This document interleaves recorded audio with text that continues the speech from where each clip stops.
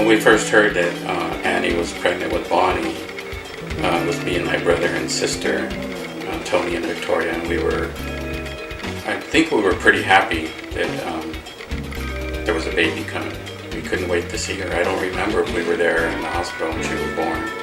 But yeah, she used to cry a lot. She had that weird little squeaky cry.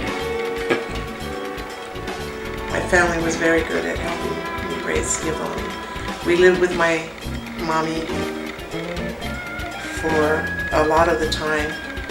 So she grew up around, my brother Mike, my brother Tony, and my sister Victoria. Bonnie was really special to me. Like if she was my baby, she was, when we babysat her, we had to do everything for her, like change her, feed her, take care of her, play with her. I know I didn't go anywhere or do anything with anybody else if she was there.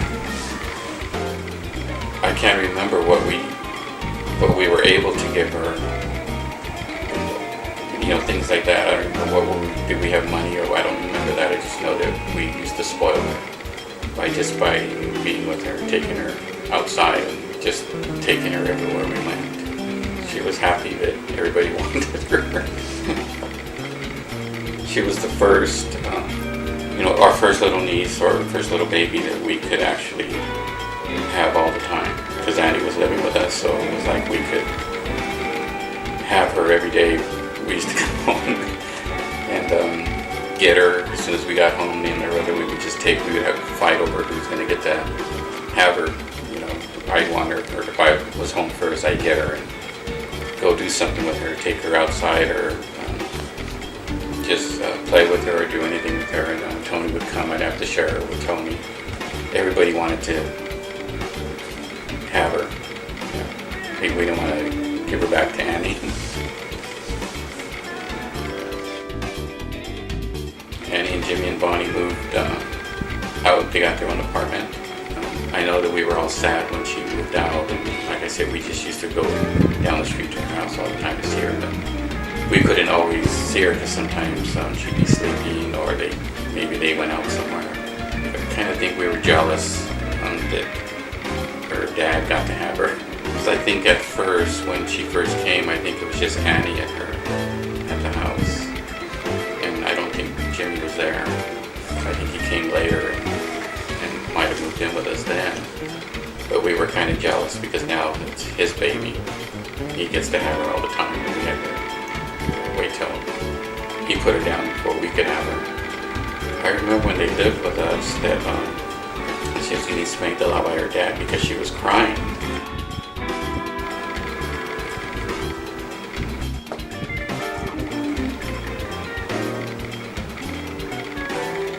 Jimmy's role as a father, he was never around. He really wasn't. He was out long enough for us to have 3 children, but he really was never around.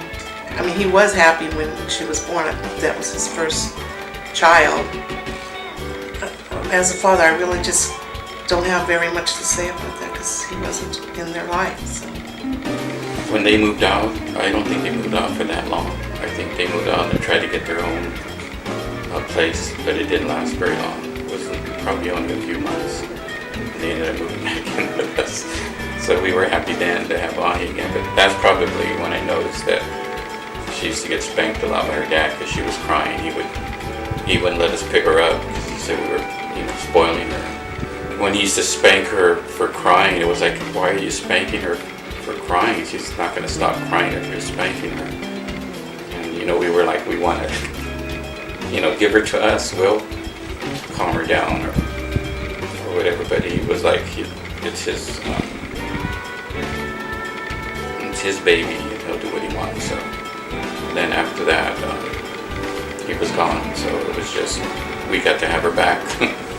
So then she was our baby again. And that was for years, like maybe another 4 or 5 years that we had her all to ourselves. I don't remember why Jimmy left. He might have got put in jail for something. sometime after Jimmy Smokey was born. Exactly how long I don't remember, but then he did go back into prison. We were kind of sad that he wasn't there because we liked him, but then again, we were glad he wasn't there because he couldn't spank her anymore. When he came out again, I ended up getting pregnant with Shannon, and then he went back in, and that was the end. After a while, I guess after Annie and Jimmy broke up for good, and then we heard we had to meet this new guy, Jerry. I met him at a nightclub called the Mecca. We started dating right away, actually, and been together ever since, really. Annie seemed to be happy with Jerry. I was never there in their house, so I don't know how Jerry raised Bonnie. I don't know what kind of a father he was to her. He was a disciplinary, yeah, that he definitely was that. I mean, he didn't know anything about raising children, and it took time. It took him a lot of time to have the patience, I guess you could say, to raise kids.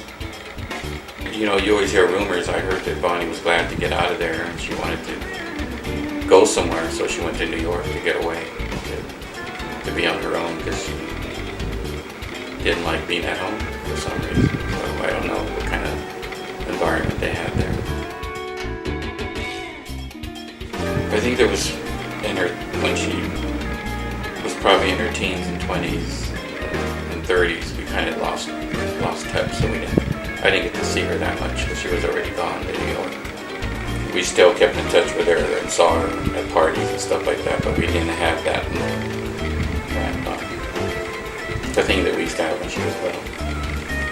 I know that whenever we saw her, though, we were just happy to see her and see that she was well grown up and doing her own thing. Bonnie had two brothers, Smokey and Shannon. We used to babysit them too, and we used to see them all the time, but it wasn't the same. You know, they were all really cute little boys, and you know, we used to have fun with them and play with them too, but it wasn't. We didn't have that bond with them like we did with Bonnie. What kind of kid was YaVaughnie? Mysterious, as you heard last night. She really was a good kid. She really was a good kid, and she did well in school. She was always babysitting the family kids, and loved baseball, so she was, you know, every year Little League, and always had a lot of goals. I just wish I could remember all of them. There were so many of them, you know. When she was younger, I think I remember at one point she wanted to be a track star. So she did do that in school, and as she got older, she wanted to be the president of the United States, and I really thought she would accomplish that, but forget it. Now that we know things, I don't want her running for no president of the United States. Too many ghosts in the closet. I knew that she was going to become something. It's just, who knew what? There were so many things, and she could be anything she wanted to be. She's an achiever. She follows her dreams. She accomplishes everything that she says she's going to. I'm just very proud of the woman that she is.